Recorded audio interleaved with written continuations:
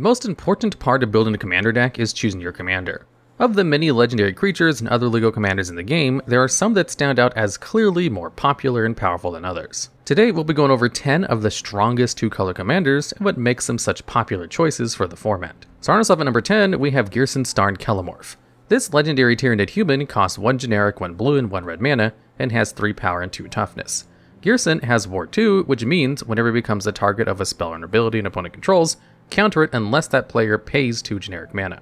Whenever another source you control deals exactly 1 damage to a permanent or player, Ghyrson Starn deals 2 damage to that permanent or player. This ability essentially turns any ping for 1 damage into a full-on lightning bolt. This ability turns cards that would otherwise be unplayable into aggressively costed wraths and burn spells. And the festivities will deal 3 damage to each opponent and every other creature they control while leaving yours untouched for just a single red mana. Creatures that can tap to ping for damage, like the classic Prodigy Sorcerer, suddenly represent even more damage. But what really sets Ghyrson Starn apart is how it deals the extra 2 damage itself. If you enchant Ghyrson Starn with Curiosity, then every time his ability triggers, you'll draw a card. If you give Ghyrson Starn Death Touch, then his pings will be able to kill any creature on the board, and if equipped with Grafted Exoskeleton, he gains Infect, and only needs to ping someone 5 times to kill them with Infect. While it's generally unlikely you'll win every game off the back of Ghryson's ability directly, the board control he offers as well as the card draw synergies available make him a perfect commander for the grind game. Ward makes him an unfavorable target to try and remove, and it's not too difficult for the card to overtake the commander pod with the other creature-focused decks. Ghyrson Starn decks will use their powerful board control game plan to buy time for a combo win condition, usually built around Underworld Breach. The only major downside to him as a commander is that without him on the board, many of your burn spells are not that impressive, and generally lackluster for a game of commander. But when he's on the board and protected, there's no denying his ability to overtake a commander game with relative ease. And at number 9, we have Sythis, a Harvest's Hand. This legendary enchantment creature is a nymph that costs 1 green and 1 white mana, and has 1 power and toughness. Whenever you cast an enchantment spell, you gain 1 life and draw a card. Sythis is a type of card known as an enchantress, a creature that draws you a card whenever you play an enchantment. While enchantment decks have always been popular in Commander, before Sythis, they lacked a true consistent way to play a dedicated Enchantress-style deck. In other formats, you can run multiple copies of Mesa Enchantress, whereas in Commander, you're limited to 1 of each individual Enchantress. While there is a decent bit of redundancy, there was never any guaranteed you'd start the game with access to one. Sythis rectifies this by essentially making it so you start every game with an Enchantress in your opening hand, since 1 is your commander. This makes wild growth effects even stronger in the early game, since they double as cantrips with your commander and allow you to run ahead of the rest of the pot. Sythis ranks somewhat low on this list in part because she herself isn't much of a win condition. She's essentially an extra, guaranteed copy of one of your main card advantage engines, which makes her powerful and popular in Commander, but not one that will overtake a game quite like the others on this list. Still, Sythis remains one of the most popular commanders at multiple levels of play, with casual Enchantress builds as common as more streamlined builds that focus on hate enchantments like Rest in Peace. Beyond the enchantment focus, there's no one set theme for building her, which makes her more open-ended than many of the other commanders on this list. Overall, Sythis is undoubtedly a commander one will likely see for years to come. And at number 8, we have Shorikai Genesis Engine. This legendary artifact is a vehicle that costs 2 generic, 1 white, and 1 blue mana, has 8 power and toughness, and can be your commander. It has Crew 8, which allows you to tap any number of your creatures with total power of 8 or more to make Shorikai an artifact creature until the end of turn. You can pay 1 generic mana and tap Shorikai to draw 2 cards, then discard a card. Then create a 1/1 colorless pilot creature token that crews vehicles as though its power were 2 greater. At face value, Shorikai is a card advantage engine that allows you to filter through your cards, produce tokens for fodder, and eventually can be crewed into a large beatstick to push for commander damage. With 8 power, Shorikai only needs to hit a player 3 times to kill them in non-commander games. And that's assuming no equipment or the like that buffs it. However, what makes Shorikai even more promising as a commander is the resource it has in combo lines. Specifically, Shorikai works well when paired with Polymorph, a spell that essentially exiles a creature and replaces it with the first creature reveal off the top of your deck. Combo decks built around Polymorph simply run no creatures beyond the game-ending threats and use creature tokens to cast Polymorph. Shorikai's pilot tokens serve the fodder role and help Shorikai's decks find Hullbreaker Horror, which can bounce a permanent whenever you cast a spell. As long as you have artifacts that tap for more mana than they cost, you can alternate one and tap it for mana, then cast the other one to bounce the tap one back and get more mana. You repeat until you have infinite mana, then filter it into a color using a colored mana rock, or just start the combo with Mox Opal. From there, once you have infinite colored mana, you can use Shorikai to draw and then bounce it with another spell to refresh the tap ability. You can then draw through your entire deck to find a win through a variety of different means. A Shorikai deck can grind through the early game with its ability until finding enough mana rocks for the combo and then explode from there. While weak to artifact hate like Collector Oof, the fact that your commander isn't always a creature does help it dodge most forms of removal. It also means your board wipes will usually not hit your commander, since you decide when it is or isn't a creature. Vehicles aren't a permanent type you typically see as a commander, and while Shorikai may be abnormal, it certainly is a potent commander that can attack aggressively, control the grind game, and present a combo kill when given the chance. And at number 7, we have Nixilis Captive Kingpin. This legendary demon costs 2 generic, 1 black, and 1 red mana, and has 4 power and 3 toughness. Nixilis has flying, which prevents it from being blocked except by creatures with flying or reach, as well as trample, which deals excess combat damage to the defending player. Whenever one or more opponents lose exactly 1 life, put a +1/+1 counter on itself. Then exile the top card of your library, and until your next end step you may play that card. Much like Ghyrson's Starn Kelermorph, Nixilis cares about pings of exactly 1 damage. Instead of amplifying that damage, however, it makes your commander stronger and gives you some temporary card advantage. It's also notable that Nixilis doesn't count just damage, but any loss of life, meaning that paying life for Scalding Tarn or any other fetch land will trigger Nixilis. These incidental instances of 1 damage add up, especially alongside dedicated sources of pinging like Pyrohemia. Notably, this also opens up some win conditions unique to Nixilis, such as his 2-card infinite combo with All Will Be One. Whenever you put a counter on a permanent, All Will Be One pings someone or something for exactly 1 damage. This means as long as you trigger Nixilis once, his gaining a counter will trigger All Will Be One, which will deal 1 damage, and then give Nixilis another counter, repeating until every opponent is dead. Nixilis, even when not going for the combo, whittles away your opponent's life totals and keeps up constant pressure. Cards like Edric Parasite punish opponents at every turn while putting you even further ahead on cards. Even though your pings are all 1 damage at a time, they can add up quickly, especially when combined with swings from Nixilis with multiple counters on it. While there are other commanders in the colors that helm similar decks, Nixilis punishes the table and rewards you for doing so enough that it's seen success in casual and competitive commander pods. And at number 6, we have Winota, Joiner of Forces. This legendary human warrior costs 2 generic, 1 red, and 1 white mana, and has 4 power and toughness. Whenever a non-human creature you control attacks, look at the top 6 cards of your library. You may put a human creature card from among them onto the battlefield tapped and attacking. It gains indestructible until end of turn. Put the rest of the cards on the bottom of your library in a random order. In constructed formats where Winota saw success, she was generally used to cheat heavy-hitting, high mana value humans into play. While this is certainly the case in Commander as well to a degree, she generally sees play more for her ability to help swarm the field with potent stack pieces in a way that's hard to interact with. Since Winota's ability puts creatures onto the battlefield without casting them or the like, there's no real window for your opponent to interact with some cards.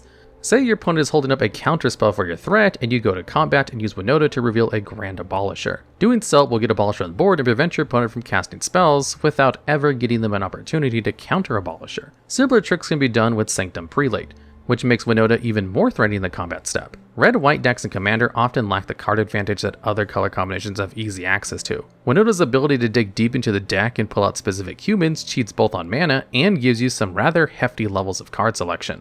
While far from perfect and still with its own weaknesses, Winota decks are resilient and explosive with enough creatures to gum up the works and eventually turn the tide of the game, or buy time for a Zealous Conscripts combo win. And at number 5, we have Edric, Spymaster of Trest.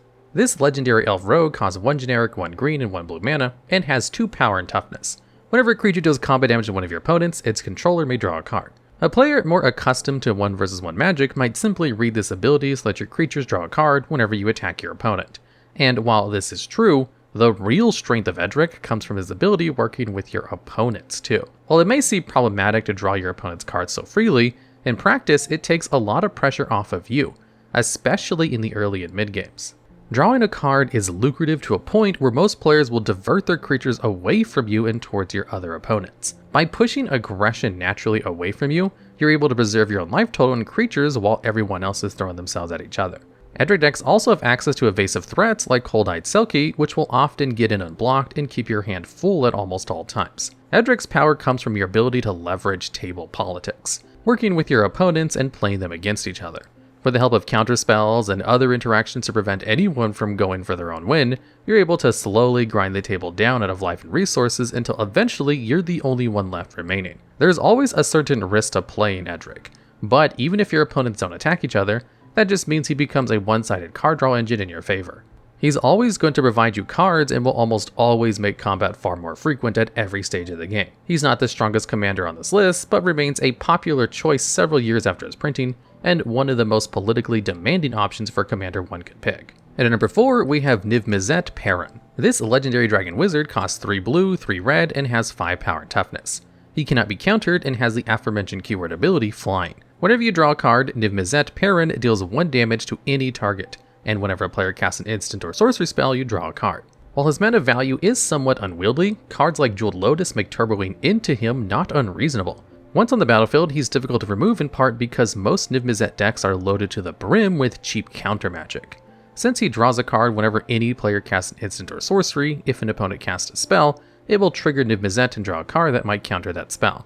If 2 other players get into interaction war fighting over a spell or permanent, the Niv Mizzet player will draw off all of their spells despite no direct involvement. All of this makes Niv Mizzet a potent commander in its own right, but the pinging alongside it makes him borderline oppressive. Not only can the pings check mana dorks and other problematic permanents, but it can also serve as a proper win condition. Tandem Lookout, or another curiosity effect that makes the creature draw a card when they deal damage, is an infinite combo with Niv Mizzet. Whenever Niv Mizzet deals damage, it will trigger to draw a card, which in turn triggers Niv Mizzet to ping for another damage. You can then shoot down your opponent as you draw through your entire deck.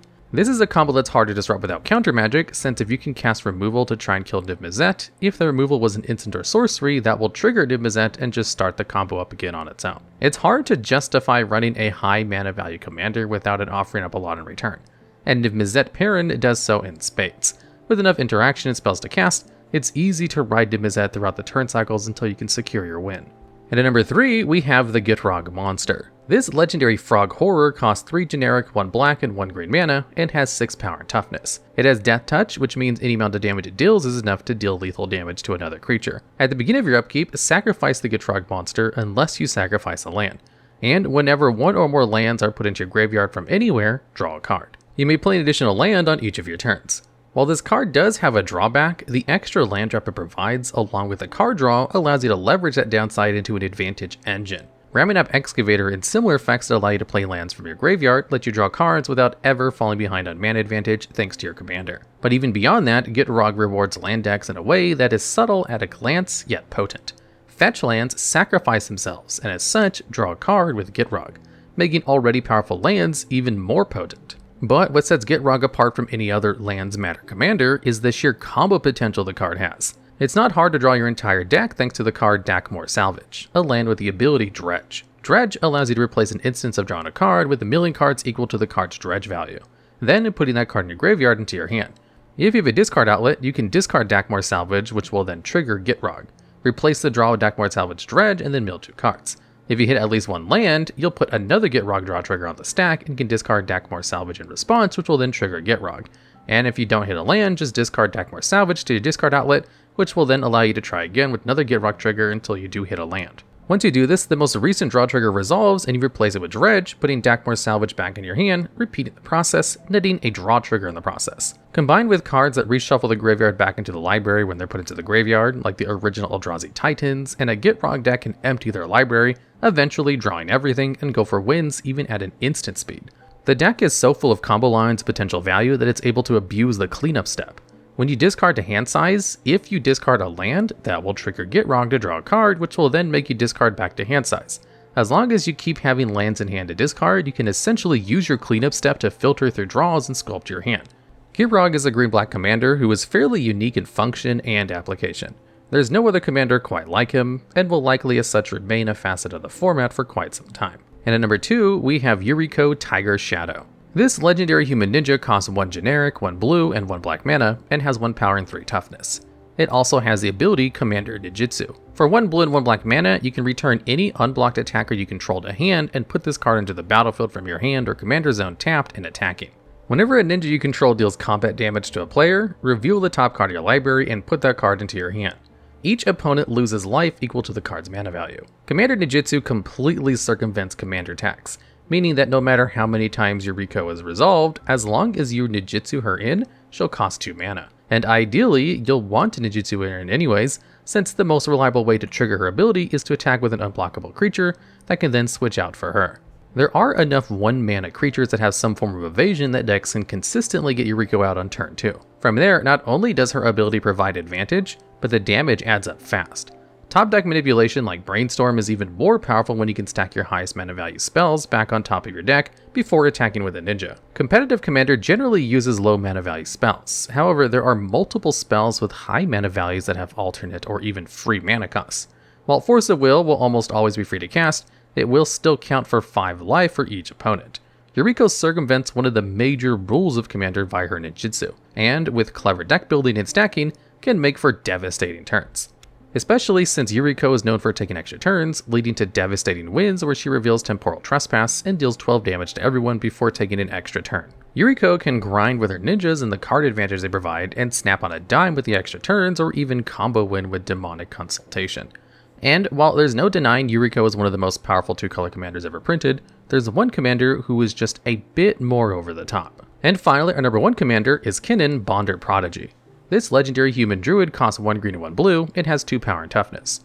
Whenever you tap a non-land permanent for mana, add 1 mana of any type that permanent produced. You may pay 5 generic, 1 green and 1 blue mana to look at the top 5 cards of your library, and put a non-human creature card from among them onto the battlefield, then put the rest on the bottom of your library in a random order. Kinnan covers multiple abilities that are highly sought after in Commander.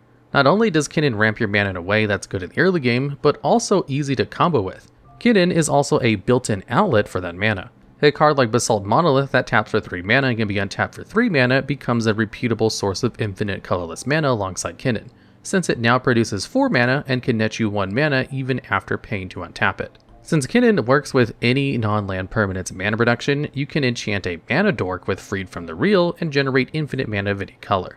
Once you have that mana, you can use Kinnan to pull all the non-human creatures out of your deck and onto the battlefield.